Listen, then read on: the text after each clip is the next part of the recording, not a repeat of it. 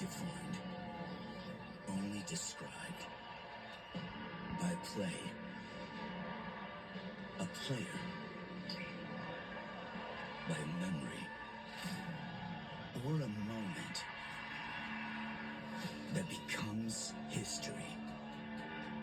Greatness isn't merely a goal, but a search, fueled by passion, rooted in sacrifice, a feeling experienced rarely and desired by many. We gather again, hoping to see it once more on the game's greatest stage. The NCAA Men's Lacrosse Championship. Hello, beautiful people. Welcome to the Lincoln Financial Field Stadium in the city of Buzzy Love, Philadelphia, Pennsylvania, of the 2024 NCAA Lacrosse Semifinal, which is Maryland Terrapins versus Virginia Cavaliers, men's college lacrosse game. So this is all come down to this. Whichever team wins this game will be head on to the national championship game on Memorial Day against Notre Dame on ESPN at 1 o'clock p.m. on TV. It's like going to be a very cool matchup, and welcome. So, and we are on ESPN2 for today's matchup. It seems it goes through Maryland or Virginia. They've combined for 3 of the last 4 titles, 4 of the last 6. There's a lot of juice to this matchup. Iconic programs who've had shared success. They do it in different ways, and I think that's fascinating. Virginia wants to run. They want to play fast and furious. Maryland, it's about structure, discipline, possession, and defense. The game within the game, Kark. Ajax Zapatello against Connor Schellenberger, and there's some history here. Oh, yeah, Nation. If you want best on best, we have you covered. We have Connor Schellenberger and Ajax Zapatello. Both were top 3 picks in the PLL draft last month. And you look at Schellenberger, the vision is elite. He finds teammates like Peyton Cormier in the back of his hand. He's got the footwork. He plays the pick game from an elite perspective. He can beat you one-on-one off the dodge. It's the intangibles and the two-handedness. He can beat you also up top and spray from deep. He's the school's all-time leading point producer, the only 4-time first-team All-American for Virginia, and 2 points away from breaking Gary Gates' NCAA tournament scoring record. He has been Mr. May. But, and this is the big but, Ajax Zapatello's been his roadblock in the last 3 one-on-one contests against each other. 6 total points. Zapatello's the best defender in the entire country. He's a technician with the stick, a takeaway artist, and he can flat out erase you, and he is ready for this moment. When these two last met in the postseason 2022 quarterfinals, Zapatello held Schellenberger without a point. Quint, the other big quote-unquote matchup to watch is in cage, where there is a huge contrast today. Huge difference in experience levels, and this is going to be very unpredictable. Okay, Logan McNaney is making his 54th career start. Kyle Morris for Virginia, the sophomore who came on in relief last week, is making his first career start. Think about that, making your first career start in championship weekend in this arena. You've done the work. Take a deep breath and let it go. That's all I can advise this young man on the left. Matthew Nunes has struggled of late. Morris gets a chance. Meanwhile, McNaney, 77% in 2 previous semifinal games. Former MVP of championship weekend back in 2022. But Morris, we did meet him last week after the game. I'm confident that he's going to give a reasonable performance.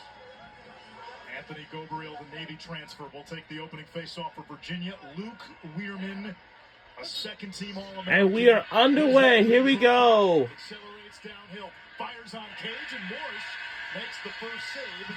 That play eerily reminiscent of how the 2021 national championship game between these two ended. Weirman won the final face-off, accelerated toward the cage. Alex Rode made the big body save to preserve the Virginia win. Huge stop in terms of confidence, in terms of comfort. You can exhale. Not only did he make the stop, but he scooped it clean. Both of these teams limped into the NCAA tournament. Virginia had lost 4 in a row. Maryland's offense was in witness protection, having lost 5 of 9. They found a second wind here in the month of May. And both teams have had their struggles in different areas. Virginia on defense, Maryland on offense. The two great coaches have shepherded their teams to championship weekend, and Connor Schellenberger gets the best of Ajax Zapatello. Schellenberger had the game winner in double overtime last week against Johns Hopkins. So the team that we're rooting for today's game is Maryland Terrapins.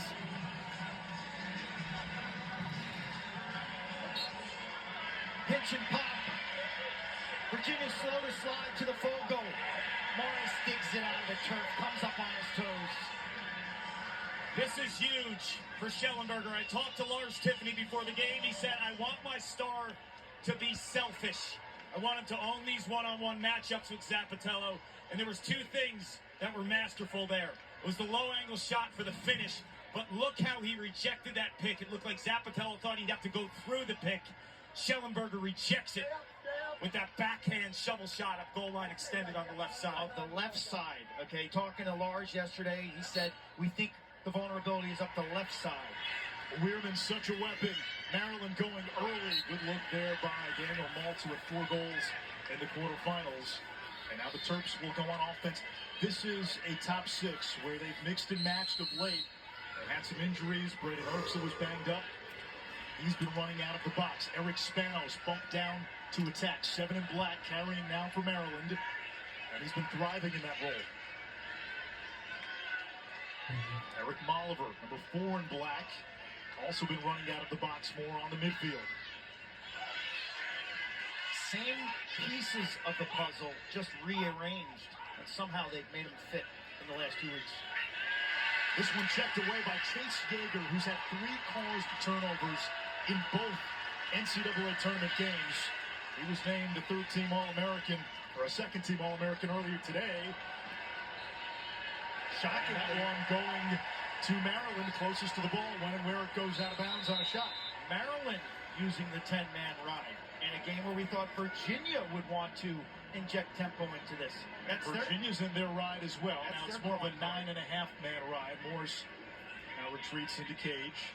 The ride was so effective in the win against Johns Hopkins last week in the quarters. How about the Terps? They could not score. Going into this NCAA tournament, they explode for 16, a season high in round 1 against Princeton. Cart, that was a game where everybody was picking Princeton, and then Maryland rallied twice from 4 goals down to beat Duke last week in a start. They went from shooting under 30% on the season to the 2 NCAA games close to 40%, limiting the turnovers late in games, and as Quint mentioned, mixing it up from a personnel perspective, putting Molliver at midfield, but inverting and bringing defenders behind the cage. They went 4 and 5 over their last 9, losing to Johns Hopkins and then Penn State as Morris makes the save. There was Molliver on the invert, as Clark pointed out. Tillman told us yesterday, he said the guys in the team were not convinced they were going to make the playoffs. So when they saw their name in the bracket, there was a fresh sense of relief, and it truly was a second season. Virginia thrives in chaos. Kastner brought it up. 39 in white, a long pole. Will play basketball at Stanford in the fall, which will be a part of the... All right, let's have some fun right now since we haven't scored anything.